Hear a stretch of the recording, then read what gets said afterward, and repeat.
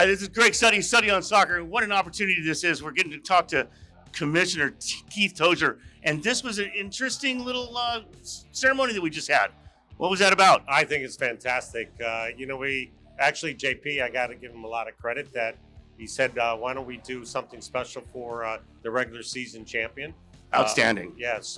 Obviously supporter shield that's out there in MLS and also in other countries. Yes. So we came up with the shield. Yes. Design I thought was great. Beautiful. So this will be given to the regular season champion every year, and then the team that wins it, their names will be engraved on it and the year. Oh, no kidding. So that what a each good plan. team will keep it and then add on to it.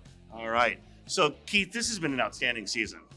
I mean, we've had just all the teams came back. And we've got some teams coming back again, still in Mesquite. Yeah. Do you have any future information from some of the fans as to what's going on coming next? Well, Greg, the first thing I'd like to do is we really got to kind of congratulate all the owners in the league who, through a difficult time with the pandemic, not only played last year, but then all came back this year. As you said, we thought it was a fantastic season. We already got Mesquite back. We already got Monterey back. Yeah. There's other teams that are very interested in coming. So hopefully within the next couple of years, the league will continue to grow. Well, see, on that note, and it was huge that those teams did come back and play last season. I mean, the 7 teams that played, it kept the league alive, and it kept us going forward as a viable organization going forward. Yeah, that's a commitment that, all the members have in this league. I would agree. They love the game. They love the future of the game, right. And they think it has a bright one. But for them to play last year, because they could have easily went dark, and maybe that would have hurt. But they played last year. Obviously, the Sockers won that one, and they're on their way, possibly this year. Well, going forward nicely anyway. Yeah. And we have the Milwaukee Wave in San Diego, which, by the way, might be one of the reasons why Commissioner Keith Tozer is here in San Diego today. Well, I came here first. That's just a little... Yeah, I know. I got it. First and foremost, I came here to represent the league, to give the Sockers the first shield. And the other thing that we talked about is how important supporter groups are to the game of indoor soccer. Absolutely. How important supporter groups are to the outdoor game. That was one of the big reasons that we came here. It's kind of strange. I don't know what other word to use, is to have the team that I coached for 25 years playing against the Sockers tonight. Right. They'll always have a place in my heart. But no kidding. Shep, JP, and I, and the rest of the league front office, along with all the owners, are extremely excited about what lies ahead.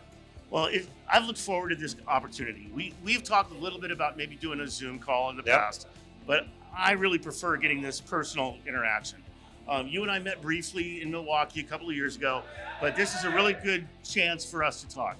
And one of the things that I think would be amiss if I didn't mention is some of the changes that have taken place in the league this season. Sure. Okay. You're going to start with the goalkeeper rule? That's funny. That's funny you say that, because we talked about that back and forth a little bit. And it worked out. Yes, it did. Change is difficult. Whenever you make change, anywhere in any business, with the goal scoring's up. There's a lot of action. It's on the other end. And a lot of the teams have figured out how to use the goalkeeper within the rules. So well stated. We think it's worked out quite well. Yeah, it did. Now, the point system. Talk a little bit about that, because for me, winning percentage is fine. I didn't quite understand what the problem was with that. The point system has worked out fine. It didn't really make a difference in what the standings would have been under the percentage deal. There's really no difference, but it's been fun playing the mathematical game as the season has come to an end, as to what points were needed as the teams were progressing forward to the playoffs.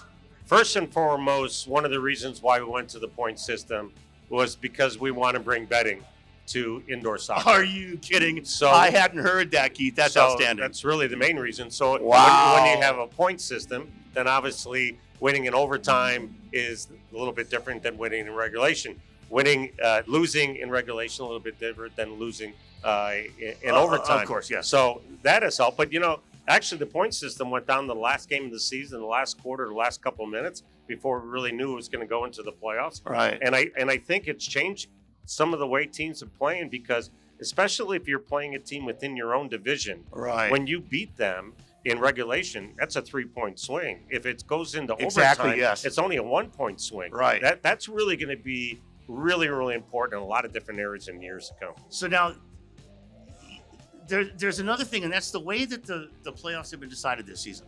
So it's been a seeding, 1 through 8, right? In the past, we've seen teams in their regions playing off, within their divisions, and then moving forward in that. Does that increase a little bit of travel expense maybe on the seeding system? I mean, having the teams going forward, moving across country when normally they would have been playing within their own divisions? Well, one thing it does, it brings up a matchup of San Diego versus Milwaukee in the first quarterfinal. I mean, San Diego has not been to Milwaukee. I was at the game. Yeah. Obviously, we're at the game here. It brings matchups that people say, oh, we're playing the same team 8 times during the regular season, and now we're playing them again in the quarterfinals. There it is. I think it adds excitement. Obviously, when we move forward in the league, here's an important thing, you're right, that the league can bring money from the league level, not the individual teams level, so Right. that possibly we can fund the playoffs moving forward, so that we can bring this playoffs across the whole country with different matchups. So now, at the beginning of the conversation, I mentioned bringing new teams in. I wanted to talk a little bit about going forward with the league. What is happening other than we know Mesquite and Monterey? Is Sonora coming back? I mean, are there any other teams that we know of or teams that we don't know of that might be showing up? We are working diligently every day, every week, every month on expansion. We will not say anything until it actually comes true. Sure. But there will be expansion. But it was really important that Mesquite came back. Agreed. And that's the reason why we gave them the player combine, to help them start marketing their franchise 7 months before the season starts, Yes. which we think it helps them. Monterey's had a rich history of indoor soccer, Yeah, and we sure already do. have Chihuahua. So I think with Chihuahua and Monterey in Mexico, which is really important I agree. country for us, I think there will be more expansion in Mexico. What I can say, though, is we're trying to work on pods. So we'd like to have a couple more teams in the southeast, maybe, Orlando, Charleston, Understood. I get Charlotte, it. Yep. maybe Phoenix, another one in Los Angeles. So we got to really look at pods for the travel things. And also, it's great when you can travel from a city pretty close, like Ontario and San Diego. That's a right. great matchup. Yeah, So absolutely. we got that all on the board, and we're looking at it. Okay. This has been just, like I said, this has been just an outstanding season. And the MASL has a history of playoffs that just are unstoppable. I mean, they're just, the competition at this level, at this time of the season, is just incredible. We've seen some great games today. We've seen, and to talk about that a little bit, I wanted to sort of reach into our Division Two. Mm-hmm. So Division Two finalized their championship today. And what a great matchup that was, to have the 2 most recent champions playing one another in Muskegon for the title. Yeah, 2 rich franchises as far as tradition. Cleveland Force, Cleveland Crunch.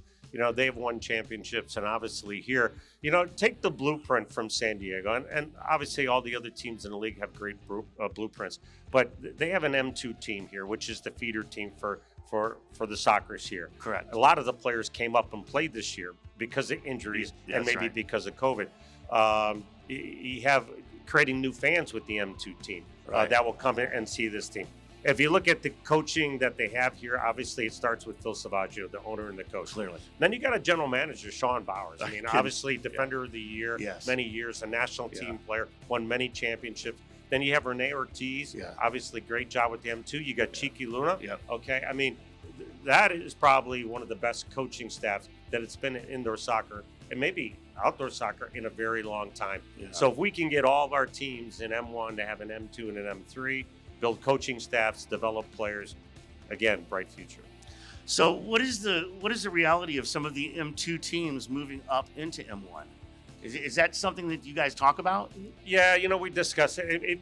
People talk about, moving up and moving down. Sure. I think in our culture here in the United States, I don't think you could, let's say a team like San Diego Soccers, maybe because of the winning or losing, that they go down. I don't think you want to do that. Right. However, I think the business model, an M3 team starts and they build their sponsors, they Right. build their fan base. They go into M2.